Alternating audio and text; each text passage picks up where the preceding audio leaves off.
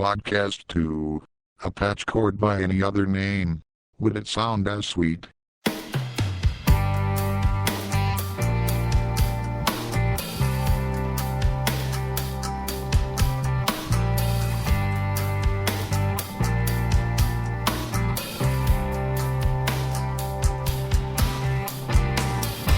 The Guitar Tone Network.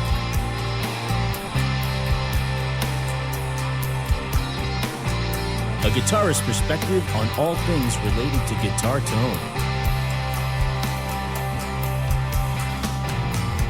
With your hosts, Rich Adams and Rich Goyette.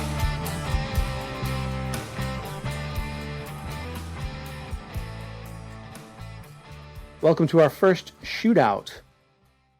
We decided we'd pick something easy for the first one, something that's come up fairly recently.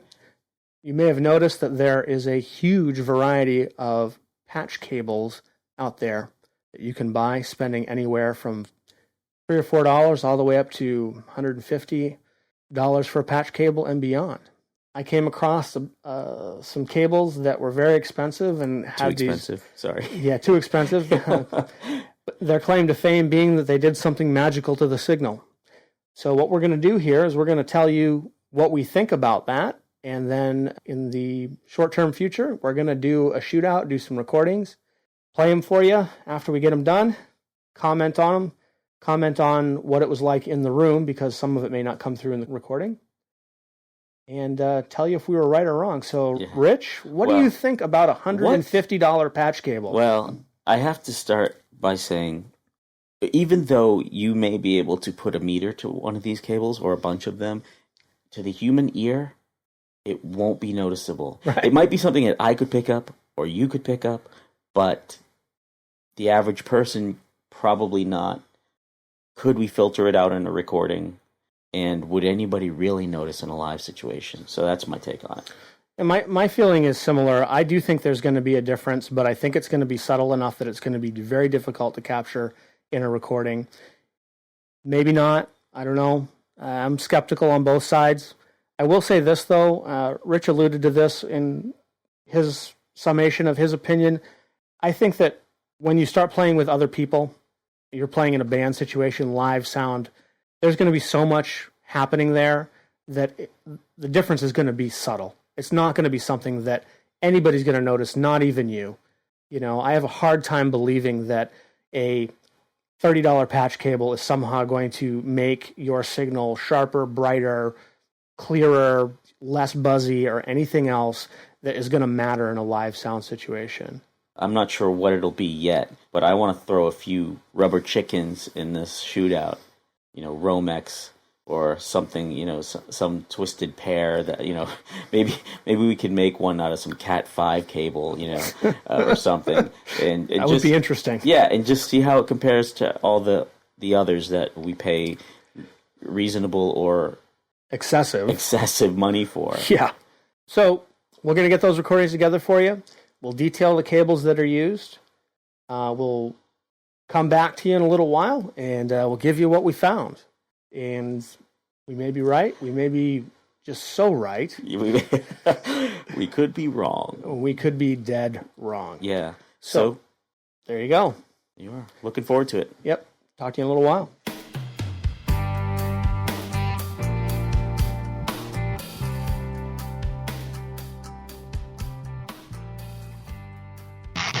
Time for the shootout.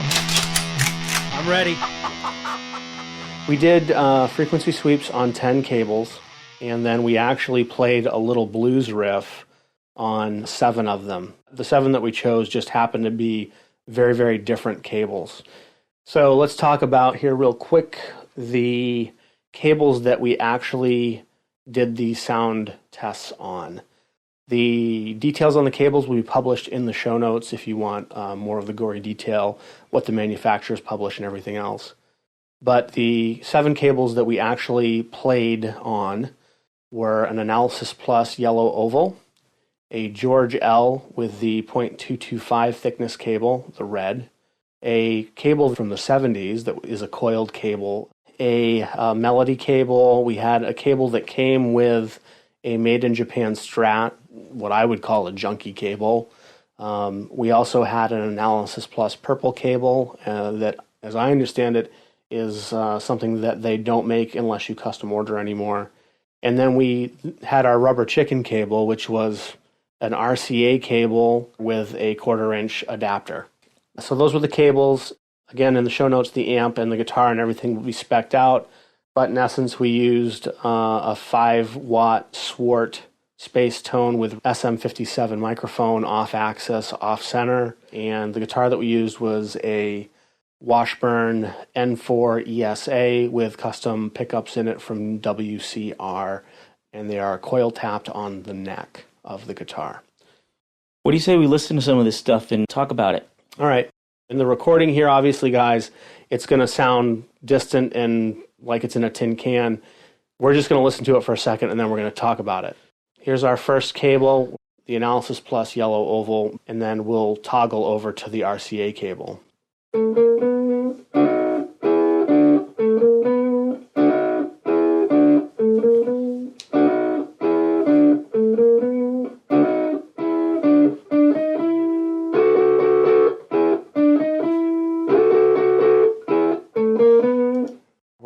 Go right over to the RCA with the 1/4-inch adapters, the rubber chicken, and let's see what we get here.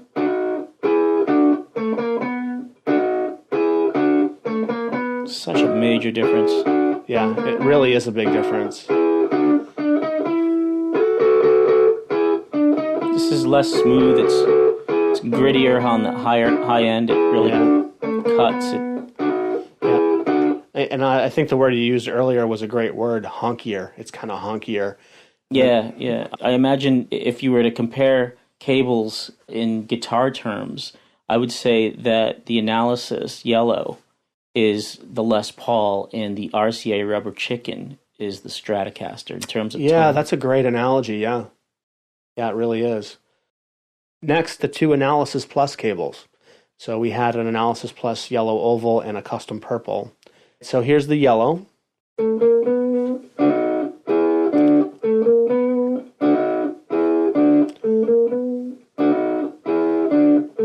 Sounds good. No doubt about it.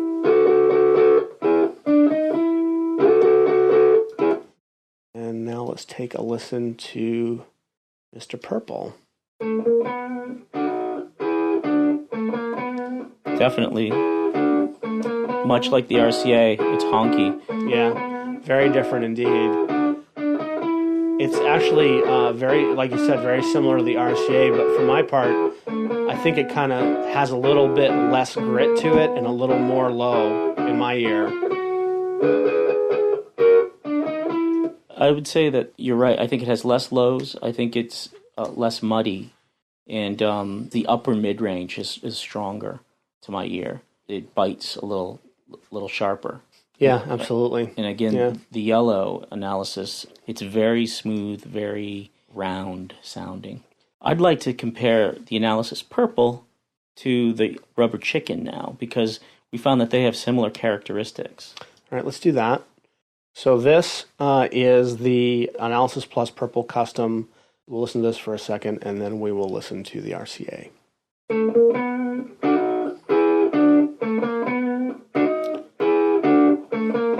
This one sounds good too.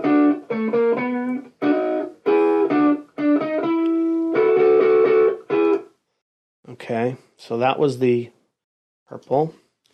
Let's check out the RCA. Wow. Yeah, they're different. They're different. This one, I actually like the RCA better. It's got all the sharp biting that the purple Analysis does, but it's a little smoother at the bottom. Maybe it's a little more compressed at the bottom or something. It's a little closer to the Analysis yellow within that frequency range. Yeah, it's interesting. I can't really myself decide which one I like better, but I can tell you that the difference is notable.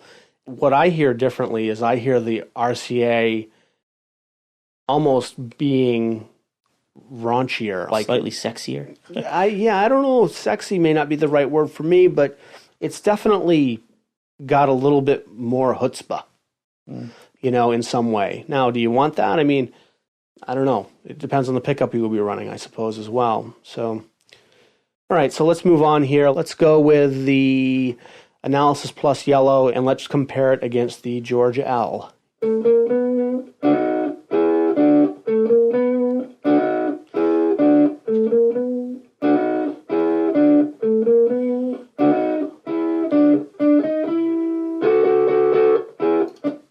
So that was the yellow oval. And here's the George L. red.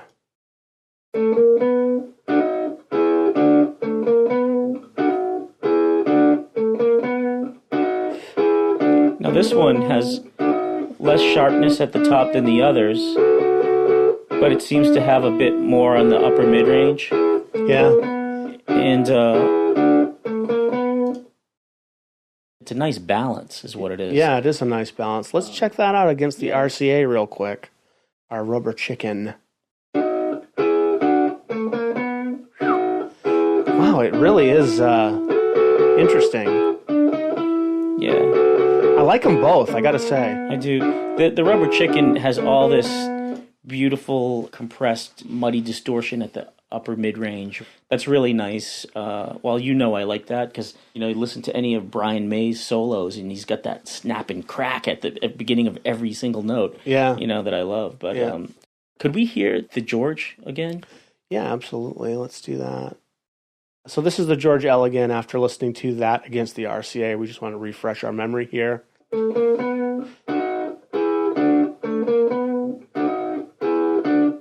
See, this is clean to me. I mean, it's got grit in it, but it seems a lot cleaner, and everything seems to be compressed nicely across its little spectrum. I like it too. It's kind of cleans up nice. It's a good middle ground between the RCA and the Analysis Plus Yellow on some level. Yeah, I think if I have a final word on that particular cable, I would say that it was kind of flat. Yeah, in a good way. In a good way. Yeah, absolutely. Yeah, absolutely. Okay, so let's move on here. We got 3 more that we haven't really compared. Yeah. We don't want to bore you here and go into too much detail. I'm curious about the 70s, though. All right, so let's do that next, the 70s, and use the Analysis Plus Yellow Oval because this one seems to be the most dramatically different of all of them, and then immediately compare that to the Hotwire from the 70s. So here we go.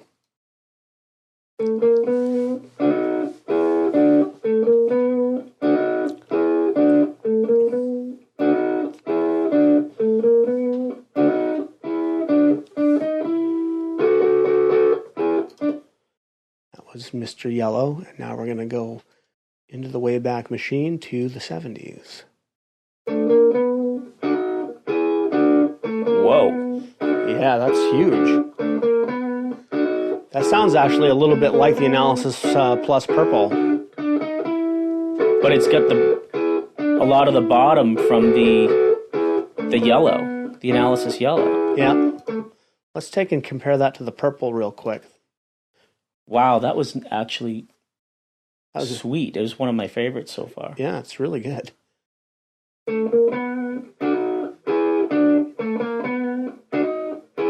Yeah, you're right. It does. It has more happening on some level. Yeah, on the low mid range. Very interesting. Can we hear the 70s again? Yeah, let's do that. I just gave this cable back to my brother. Damn it. Oh, dude, I would never have done that. I love my brother, but, that's a keeper. Here we go. That's drastically different, actually, now that I'm hearing them back to back. Man, it has such character, too.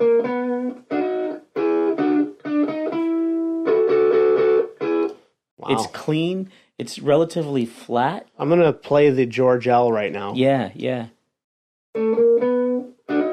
Maybe that's closer. Definitely is closer. But the 70s gave it a little more bite. Yeah, it's like it's got that RCA grit. Yeah, the RCA grit. I love it. Yeah. Interesting. That's a nice cable, man. What were you thinking, giving that back? All right, so now we're going to do the Analysis Plus Yellow against the Melody. By the way, I don't know if this has anything to do with it, but the Hotwires cable from the 70s, that thing was probably the fattest of the cables we tested. It was. The other thing that it did have in common with the George L is it also had unplated brass plugs. So what do we got? So we're going to start with Analysis Plus Yellow, and then we're going to go to, well, let's do the melody like I was saying. Right, so here we go.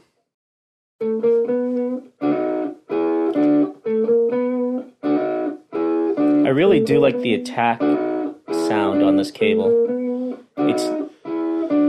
I think if you want something that's not too biting, it's really smooth on the attack and the sustain. This is the cable for sure. Yeah. Okay. And here is the melody. I think it's from Evidence Audio. Ooh. Damn. Quacky. Now this one, it seems to be honking more in the mid area of the mid range. You know, it's like a little more compressed. It's biting like some of the others, not quite so much as the RCA. I'm going to move on here and try and get the bass comparisons done between the yellow oval and everything else. So I'm going to do the yellow oval, and then I'm going to do the Made in Japan cable. Okay, so here we go.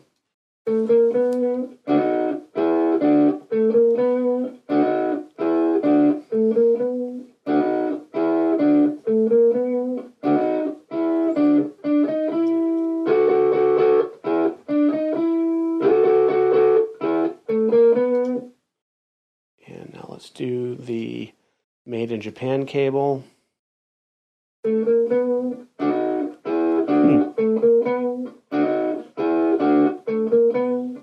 It's very different.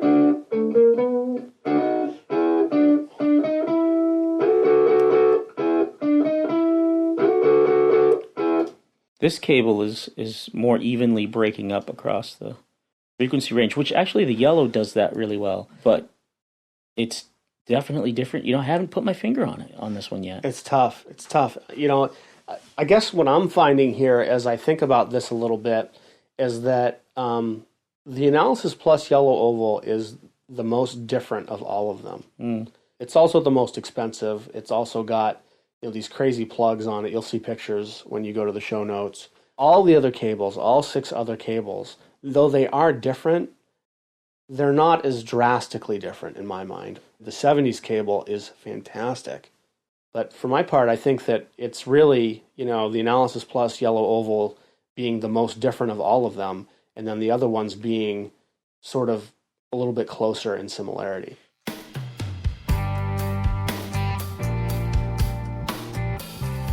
So, the cable test, our first real shootout, and results were surprising. Yeah, they were. And we thought it was going to be one of the easy ones. So little did we know how much detail we were going to have to get into. I think probably the next one we'll be comparing single coil pickups, and that'll be a little bit easier, I'm hoping, because we'll just have to tell you what we're testing and give you the information we have as opposed to chronicling every single component. Anyway, like Rich said, surprising results. In the room, when we were listening, it was notable. There was a difference, and it wasn't I think I kind of hear a difference. It was, there's definitely a difference. I am eating crow. Yes, I'm eating crow. However, with a little bit of doctoring, EQ, and once you start throwing any kind of effects on things, still, does it matter? And the other question that, of course, still remains as well is, once you've listened to the sound clips on your own and done your best to try and hear the differences, what difference do you really want? Does the expensive cable make a difference that you want? Does the rubber chicken cable make a difference that you want? It's all relative to your ear, the instrument between your ears. Like we said before, guaranteed, the people who are recording the things that people go cuckoo over around tone in the 60s and 70s and 80s to some degree, you know, the benchmark of tone, they didn't have 100% oxygen-free copper conductors in their cables, almost guaranteed. And the studio was changing the signal once it was in the box. The metals were smelted in outer space. Yeah, something like that. We should probably do a bit on the frequency sweeps. Absolutely.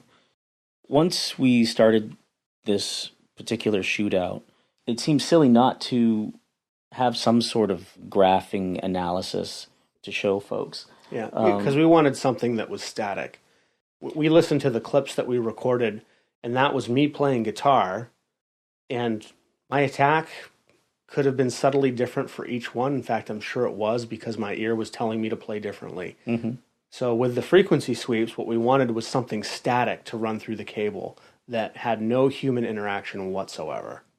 So what we did was we created a frequency sweep 16 hertz to 22 kilohertz. This was then coming out of the Motu and being fed back into the Motu in an isolated channel. What patched that connection was the cables that we're testing. And we actually tested 10 of them, so there are some extra ones in there that'll be listed in the show notes.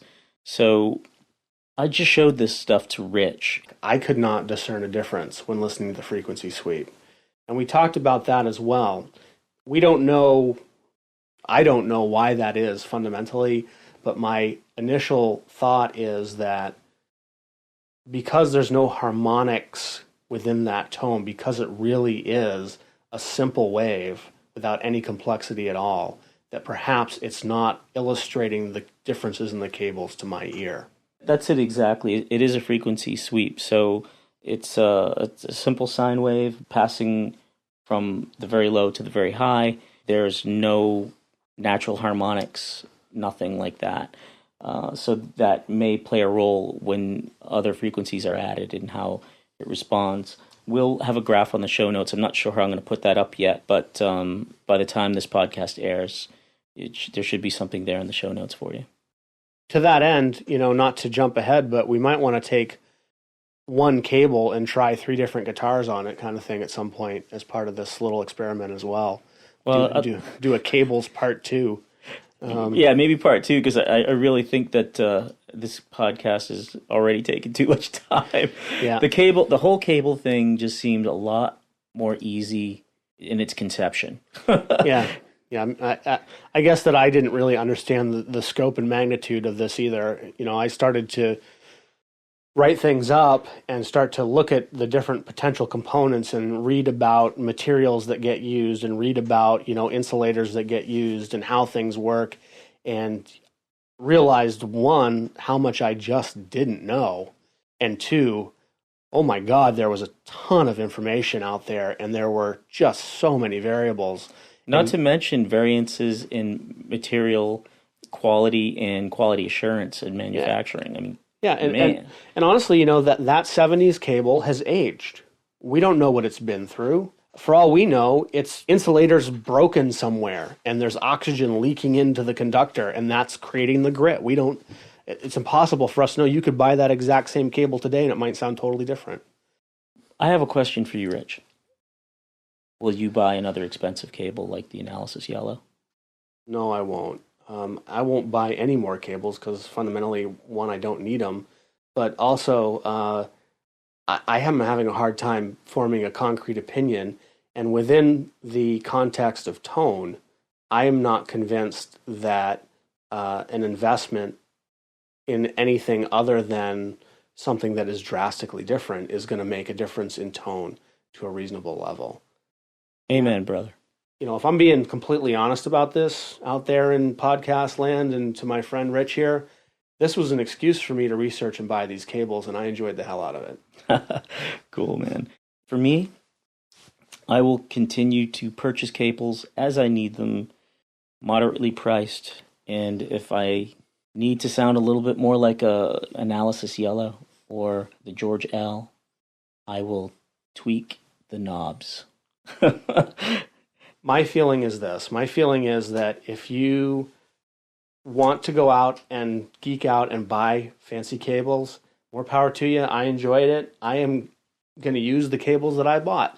I'm not going to limit myself because I think one cable sounds better or worse than the other. But what I am going to do is when I'm recording, I'm going to consider the cable now where before I never would have. But when I do that, I will not be plugging into my pedal board. I will be going directly into the amp. So we did this cable shootout, and the one thing that we want to state right up front here is that we are not trying to prefer one thing over another. We're simply trying to illustrate the differences so that you can make a decision for yourself. And we're not scientists. If there's anyone out there who has a better way to represent each cable, I'd love to hear from you. If it's worth talking about on air, we'll share it with everyone. Yeah, let us know if you think what we did covered it. We're going to publish everything that we use as reference material, photographs of settings, write-ups on each cable, what the manufacturers are publishing, where we got our information, and everything else. And it really is so you can go and take this stuff and run with it and decide if you want to get an Analysis Plus yellow oval, or if you're going to throw all of your monster cables out and buy RCA cables with adapters, or do nothing of the sort, or something in between. I may do that. Hey, we may be starting a new movement. People all over the world will be playing through RCA cables only, swearing that it is superior. Absolutely. I'm with you on that. That sounds crazy, but I like it. So I think we have a podcast. I think we do. Fantastic.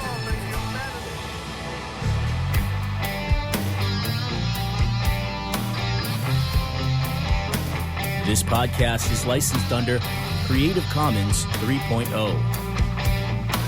For more podcast and guitar tone related resources, please go to guitartonenetwork.com.